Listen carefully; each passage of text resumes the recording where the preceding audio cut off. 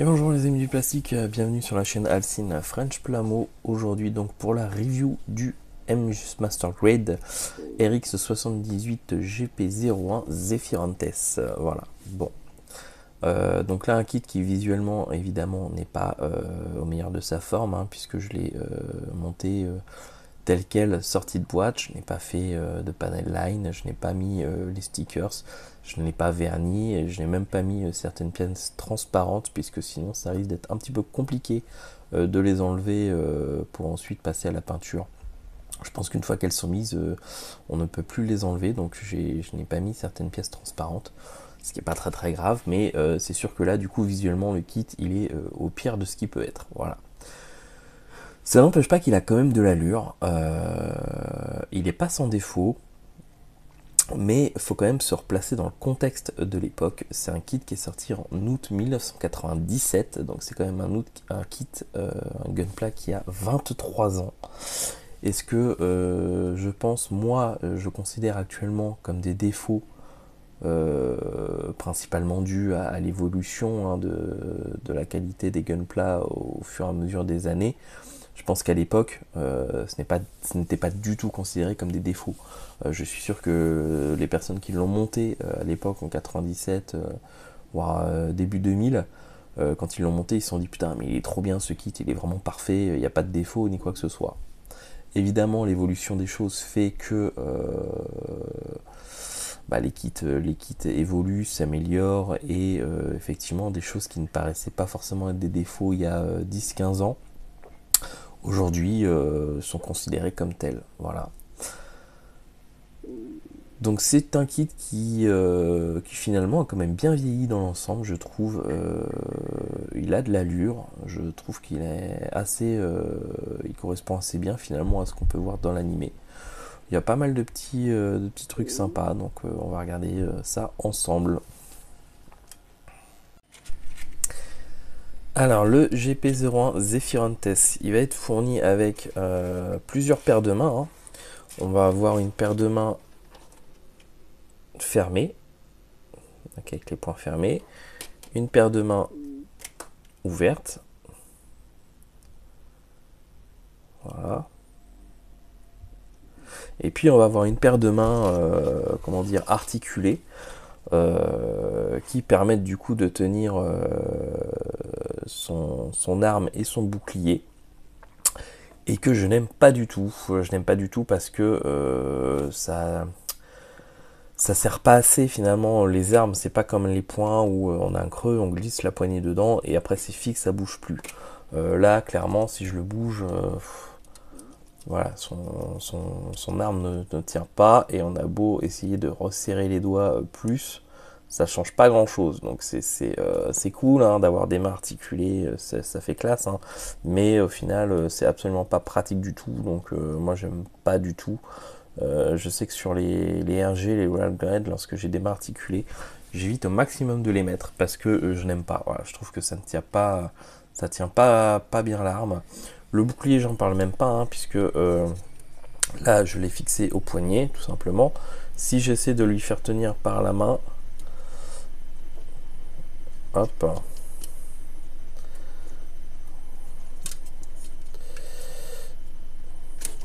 voilà, vous pouvez être sûr que il tiendra pas. Enfin, ça sera moche, ça n'a absolument aucun intérêt. Donc voilà. Donc tout simplement, il faut le fixer sur son avant-bras. Voilà.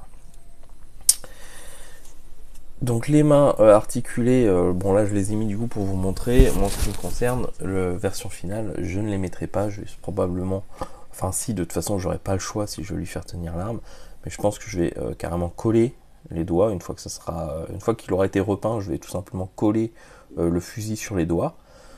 Puisque moi de toute façon ça ne m'intéresse pas forcément de pouvoir l'occasion de le bouger dans tous les sens. Moi, comme je l'ai déjà expliqué, hein, le Gunpla c'est une maquette, hein, c'est une branche du maquettisme, au même titre que les voitures, les bateaux, le militaire, etc. Et une fois que je l'ai mis dans ma vitrine, dans la position que je souhaite, je n'y touche plus. C'est pour ça que j'aurai absolument aucun problème à coller son arme sur ses mains, et à la fin il ne bougera plus. Voilà. Quoi d'autre?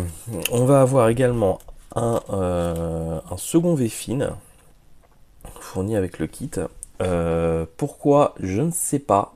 Il est absolument identique au premier, à la différence près que la partie du milieu du coup est fixe dessus et n'est pas de la bonne couleur. Alors j'ai pas compris. Est-ce que c'est pour le faire dans une version différente qui existerait, je sais pas, peut-être en version manga ou je sais pas. Je ne sais pas vraiment. Si quelqu'un a la réponse de pourquoi on a deux V-Fin différents, identiques, à part la partie rouge qui est présente sur l'un et pas sur l'autre, moi je veux bien la réponse, ça m'intéresse. On va avoir du coup les deux lasers des Beam Saber qui sont ici. On va avoir les trains d'atterrissage du Core Fighter. Donc on va essayer de voir ça à la fin. On va essayer de faire la transformation. Alors je préviens, c'est vraiment pas évident. Enfin moi déjà tout ce qui est transformation à la base, je galère toujours comme pas possible.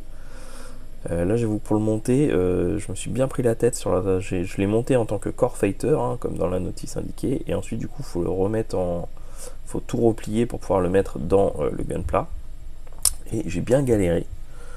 D'ailleurs je suis quand même assez étonné que on n'ait pas une version en Core Fighter qui puisse se mettre à côté et puis une version pliée qui se mette dedans, comme c'est le cas par exemple pour certains modèles à l'échelle 144. On a par exemple avec le Real Grade du RX 78-2, on va avoir le Core Fighter en petit modèle à côté, et puis on va avoir une sorte de entre guillemets faux Core Fighter qui est dans le corps du gunpla. Je trouve ça pas mal. Là, là on n'a pas le choix. Si on le veut en gunpla, il faut forcément le mettre dedans. Et du coup, si on le veut en Core Fighter, et on peut pas avoir le gunpla. Donc c'est dommage. Mais bon. On va également avoir deux grilles d'aération qui remplacent en fait ces deux-là et qui sont à changer sur le Core Fighter lorsqu'il est transformé en Core Fighter, donc en mode avion. Et enfin, on va avoir une petite figurine du pilote, donc c'est Kuuraki à l'échelle 1 centième. Et là encore, c'est dommage parce que la figurine est belle, hein. Elle est assez détaillée, elle est finement réalisée, mais voilà, on n'a pas de support finalement pour les pieds. Comparativement aux figurines qui sont fournies avec les RG, les Railgrade ou 144, ils ont un petit socle. Alors les figurines sont encore plus petites, donc elles sont très compliquées à peindre, mais voilà. Là, là je peux rien faire quoi. Si je la peins, comment je la fais, enfin, voilà. C'est un peu couillon. C'est à vous de fabriquer un petit socle pour la figurine. Bon, bref, c'est qu'un détail. Le kit en lui-même, alors on va essayer de prendre un petit peu de recul. Donc, visuellement, déjà comme ça, je trouve qu'il est pas mal.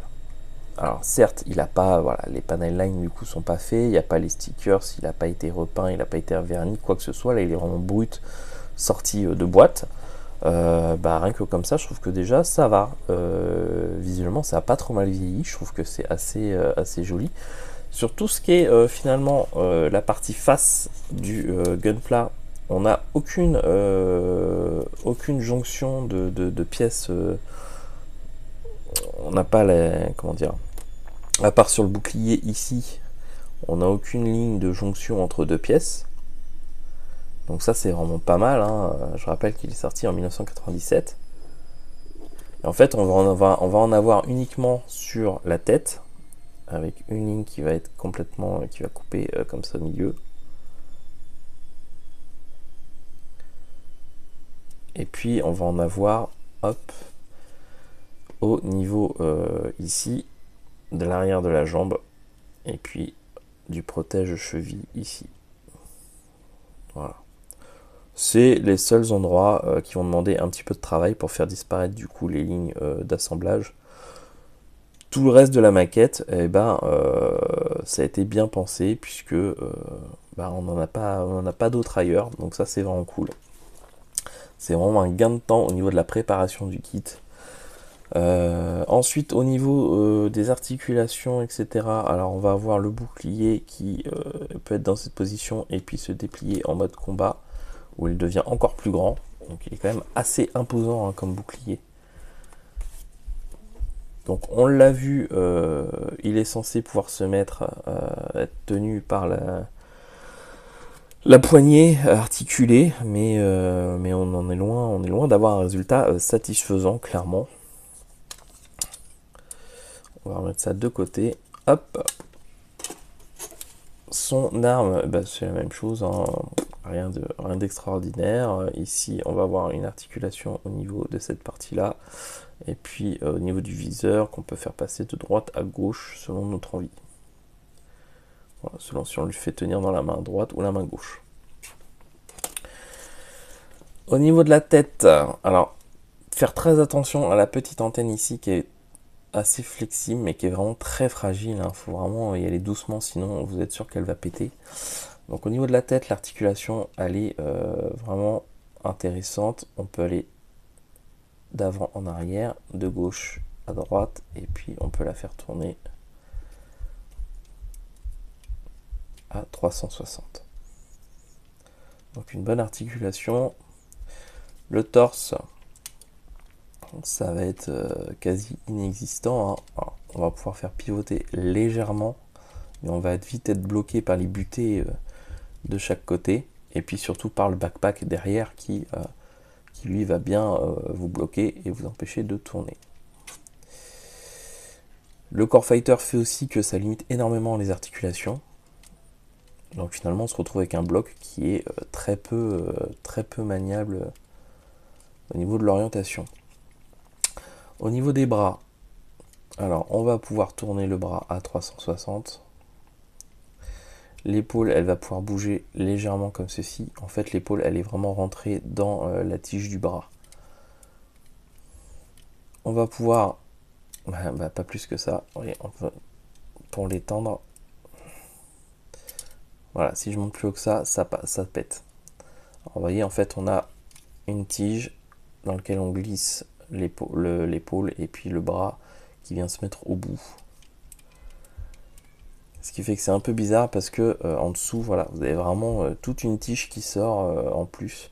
On n'est pas vraiment sur un bras qui est collé contre le torse. Donc bref, on va pas pouvoir lever plus que ça.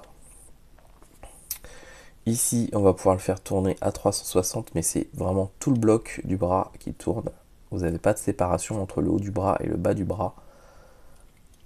Vous n'allez pas pouvoir le faire tourner comme ceci. Au niveau du coude, par contre, vous allez pouvoir le plier entièrement. Mais comme vous voyez, on n'est quand même pas sur les articulations qu'on peut avoir maintenant, même au niveau des high grade, hein. On a des high grade maintenant qui sont beaucoup plus articulés que ça. Mais comme je l'ai dit, voilà, il y a 23 ans, ça c'était le top. Et certes, il manque une ou deux articulations en plus, mais ça va quand même, quoi. Faut pas non plus pousser mémé dans les artilles, hein. Bon, au niveau du poignet, lui, il tourne à 360, pas de souci. Les mains articulées, vous avez une articulation au niveau du pouce, au niveau de ce doigt-là. Et puis, les trois derniers qui sont assemblés ensemble. Voilà, vous pouvez du coup faire un point fermé, hein. Vraiment, la difficulté, c'est si vous voulez faire tenir son arme ou son bouclier. Là, il n'y a pas assez de fermeté. Le fait que ça soit articulé ne permet pas de tenir fermement les choses. Donc c'est dommage. Peut-être aurait-il fallu, pour avoir un point fermé, laisser la main articulée, qui était pas mal. Et puis, au lieu de mettre un point comme ça, qui est vraiment identique, à part que finalement le milieu est plein avec de la matière, et ben plutôt faire une main avec vraiment du creux à l'intérieur pour pouvoir glisser l'arme ou tenir le bouclier. Je trouve que ça aurait été peut-être plus intéressant. Après, voilà, peut-être que je chipote. Donc l'autre côté, bah, c'est exactement pareil, hein. Hop. Au niveau des jambes, Donc, on va pouvoir la remonter jusqu'ici, donc du 90 degrés. En arrière, la seule limitation que vous allez avoir, ça va être le backpack, qui est quand même assez imposant. Vous allez pouvoir l'écarter un petit peu de cette façon, mais vraiment pas plus, parce que de toute façon après vous allez le bloquer, puis c'est vraiment posé sur une boule. Donc, par contre ici, vous avez une bonne articulation. Et ici, vous avez déjà les deux parties qui sont séparées. Donc c'est vraiment pas mal. Au niveau des pieds, vous pouvez le bouger de droite à gauche, d'avant en arrière. Et puis vous allez avoir des articulations au milieu du pied, qui permet d'avoir quand même une bonne amplitude à ce niveau-là.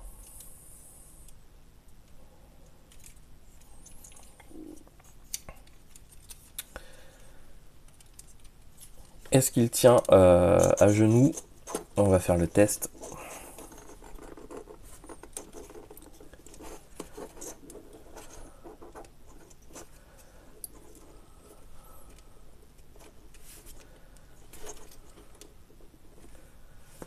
Il peut. Alors certes, je ne m'applique pas énormément dans la position, mais en tout cas, l'équilibre est là, quoi. On peut le mettre dans une position accroupie, ça tient.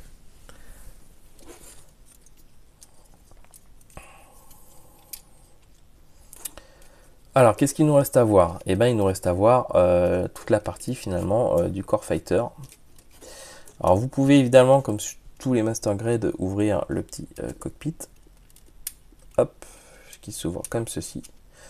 Qui d'habitude laisse apparaître le pilote, mais là, en l'occurrence, ça laisse apparaître un deuxième cockpit, puisque vous avez en fait le cockpit du Core Fighter. J'essaie de vous montrer ça de plus près. Alors, le Core Fighter, comment on l'enlève, comment on le remet, c'est là que ça va devenir compliqué. Bon, on soulève ça, cette partie-là. Ici, on soulève cette partie-là, on enlève du coup tout le haut du gunpla. Ensuite, oh là là, on déboîte ça. Voilà.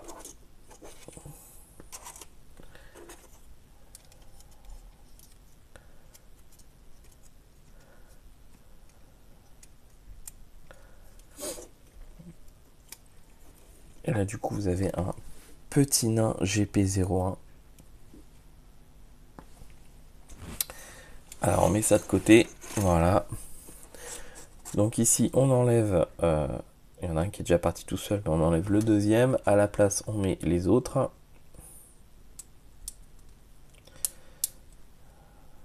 Hop. Le second. Alors ensuite, que je me souvienne. Donc on va avoir besoin des trains d'atterrissage. Et ensuite, c'est parti pour la... on remet ça comme ça. Ça...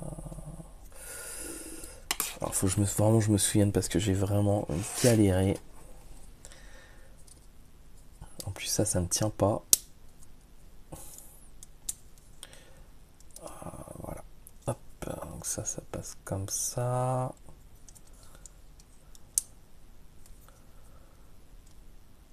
Ouais, pas non plus que je casse, ça serait dommage.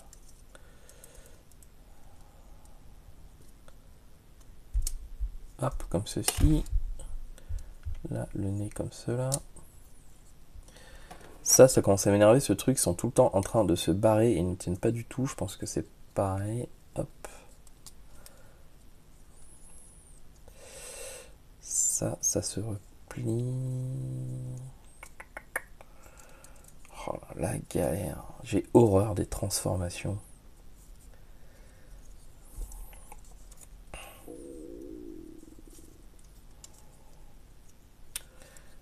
Voilà.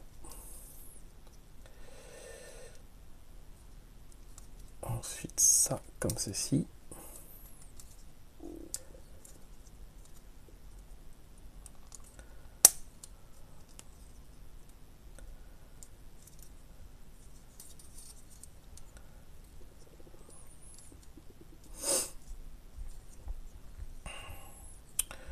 Voilà, donc ça c'est bon.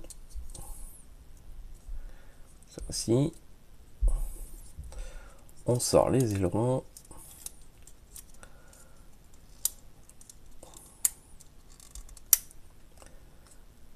Je ne sais plus comment on fait.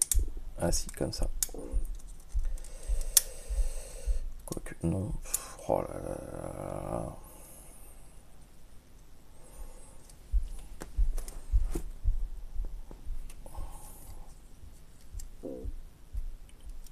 Voilà.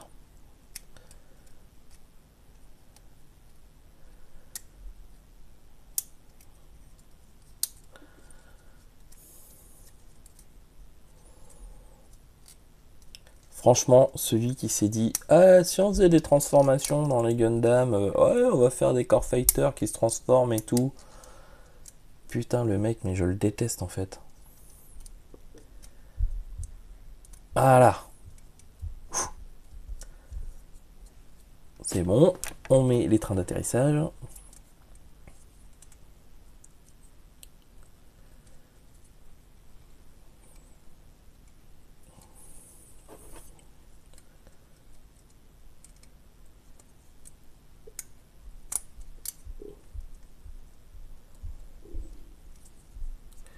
Et le dernier qui tient très très mal celui-là.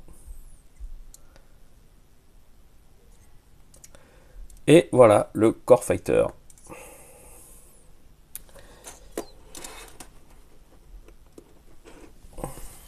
Avec du coup à l'intérieur le petit cockpit avec Kuulaki en pilote.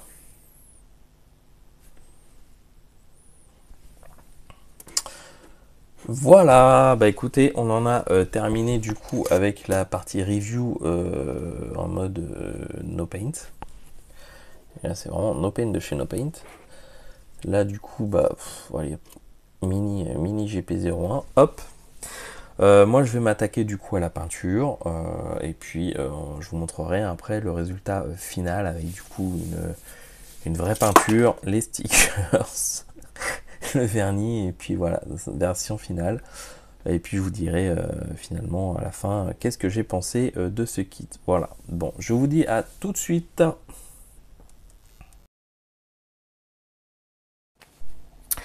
Et voici donc le GP01 Zephyrantes entièrement repeint et verni en mat, comme à mon habitude. Un kit, bon, ma foi, c'est sympathique et réalisé, hein, qui malgré tout accuse son âge. J'aurais voulu voilà, avoir une inner frame complète, hein, comme ce qu'on peut avoir maintenant avec les Master Grade. Malheureusement, bon, bah, c'est vrai que c'est un des premiers à être sorti, hein, il y a une vingtaine d'années.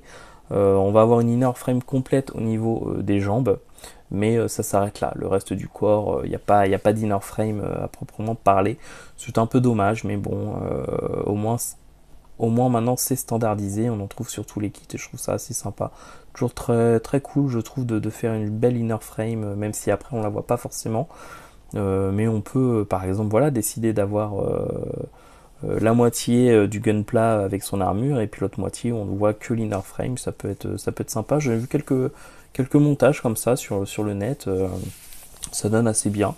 Ça permet de voir un peu le côté mécanique qu'on a sous les plaques d'armure. Voilà. Bon. Après, je trouve aussi dommage qu'on puisse pas avoir le Core Fighter à part, à côté, avec du coup une sorte de faux Core Fighter dans le corps, hein, qui permettent de maintenir le corps. Hein.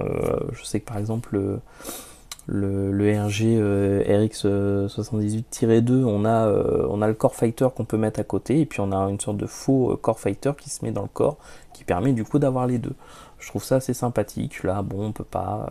Bon, bah, c'est un peu dommage. Mais bon, ça n'enlève rien au fait qu'il a quand même une certaine classe, hein, il est quand même assez joli, les détails sont sympas. Bon, je vais passer un bon moment à le peindre. Puis voilà, hein, rien de particulier. Au niveau de la peinture, bon, pas de difficulté particulière, hein. Je suis parti des couleurs de base indiquées sur la notice, à la différence près que par exemple le bleu, j'ai commencé par faire un pré-shading en violet. Puis ensuite, je suis venu appliquer la couleur de base. Puis ensuite, j'ai fait un éclaircissement en rajoutant à peu près 50% de blanc à la couleur de base. Et puis on vient éclaircir un peu le centre des panneaux. Ça permet d'avoir un peu trois variations de teintes finalement, avec le violet qui apparaît en ombrage sur les bords, et puis plus on s'approche du centre, plus on a une couleur un peu éclaircie. Bon, je me suis permis une petite fantaisie sur le haut du bouclier avec un petit peu une couleur bleue un peu différente. Voilà, tout ce qui est inner frame, bah, comme à mon habitude, j'utilise du gunmetal. Peu importe la marque, hein, Tamiya, Mister Hobby, etc. C'est toute la même couleur. Le rouge, qu'est-ce que j'ai fait? Bah, le rouge, j'ai ombragé en marron, je crois. Et puis ensuite, bah, la couleur de base.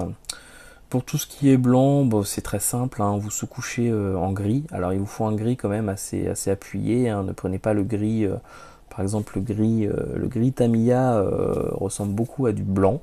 Donc là, moi j'ai plutôt l'habitude d'utiliser du gris, de l'après-gris, généralement MIG, parce c'est un gris qui est assez foncé, donc c'est idéal pour ce genre de choses. Donc on sous-couche en gris et puis on va venir éclaircir les panneaux avec du blanc. Généralement j'utilise du blanc mat. Voilà, bon, quand j'ai plus de blanc mat, j'utilise du blanc brillant, mais j'aime bien travailler avec le blanc mat pour venir éclaircir un peu ce genre de pièces.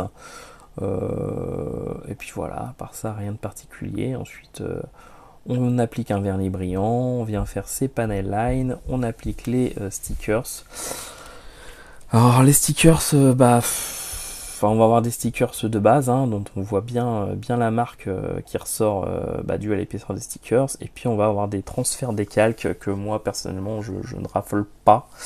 J'aime pas trop. Alors ils ont l'avantage par rapport aux stickers de base de ne pas avoir de surépaisseur, hein, puisque ça s'applique par frottement. On frotte entre guillemets le décalque sur la pièce et il vient se coller. Mais c'est assez je raffole pas, hein, des transferts décal. Je préfère vraiment les décalques à l'eau. Malheureusement, c'est assez rare en tout cas dans les kits Bandai, d'avoir des décalques à l'eau. On peut en acheter à part, mais pour un kit qui a une vingtaine d'années, ça serait un peu compliqué d'en trouver. Voilà. Bon, à part ça, sinon rien de particulier, hein. J'ai terminé ensuite par un vernis mat. Et donc voilà le résultat. Donc visuellement ça me satisfait. Je trouve que je me rapproche assez de l'image qu'on peut avoir sur la boîte. Voilà, c'est ce que je cherchais à obtenir. C'est un peu le style que je préfère, que j'aime bien, hein, avec on voit beaucoup d'ombrages, des ombrages assez marqués. Moi j'aime bien, c'est un style qui me correspond un peu, qui me plaît bien. Voilà. Écoutez, je vais juste essayer de vous montrer ça d'un petit peu plus près. On va arrêter de le faire tourner et puis ensuite on arrêtera la vidéo parce que je crois que déjà elle est assez longue, hein. Je crois qu'on dépasse largement les 20 minutes. Alors voilà donc le kit de plus près. Voilà. Donc vous voyez, hein, des stickers pas très jolis, hein, malgré de les appliquer sur un vernis brillant. Voilà, c'est pas très beau, ça se voit. Il y a une surépaisseur, c'est vraiment pas joli. A contrario, les transferts des calques, eux, n'ont pas de surépaisseur, donc c'est quand même, ça s'intègre beaucoup mieux dans la pièce, ça fait beaucoup plus naturel. Bon, bah voilà. Là, ici, par exemple, sur le bouclier, c'est assez flagrant. On va avoir un transfert des calques ici et ici. Et puis ici, on va avoir le logo en décalco, hein, où tout de suite on voit une surépaisseur et on voit du coup un effet de silvering. Voilà, pas très joli. Mais bon, voilà, c'est soit on les met pas, soit on les met, c'est un peu compliqué. Même vraiment en mettant du vernis brillant, c'est pas toujours évident de réussir à faire disparaître cette marque. Bon. Et puis voilà. Alors ici je l'ai bien foiré, j'ai voulu en mettre un ici, mais j'ai laissé plein de bulles d'air, je viens juste de m'en rendre compte, en plus je m'en suis pas rendu compte quand j'ai verni. Enfin bref, plein de petits défauts sur ce kit, mais bon, voilà, passons, c'est pas très grave, on n'est pas non plus sur du concours, hein. Hop. Et puis voilà, pour certains éléments, je ne suis pas emmerdé. J'ai utilisé directement du Gundam Marker, hein. Par exemple, voilà, sur les jambes, j'ai utilisé du Gundam Marker, hein, pour cette partie-là. Pareil sur le flingue, tout ce qui est pièces vertes transparentes du Gundam Marker, tout simplement, là aussi sur le logo. Voilà. Et bah écoutez, j'espère en tout cas que cette vidéo vous aura plu, que ça vous aura permis de vous faire un avis sur ce Master Grade. Il y en aura d'autres à venir, hein, j'en ai quelques-uns en stock, c'est juste que c'est toujours compliqué de se motiver à faire les Master Grade parce que ça prend beaucoup plus de temps à réaliser qu'un High Grade, et du temps j'en ai pas forcément beaucoup.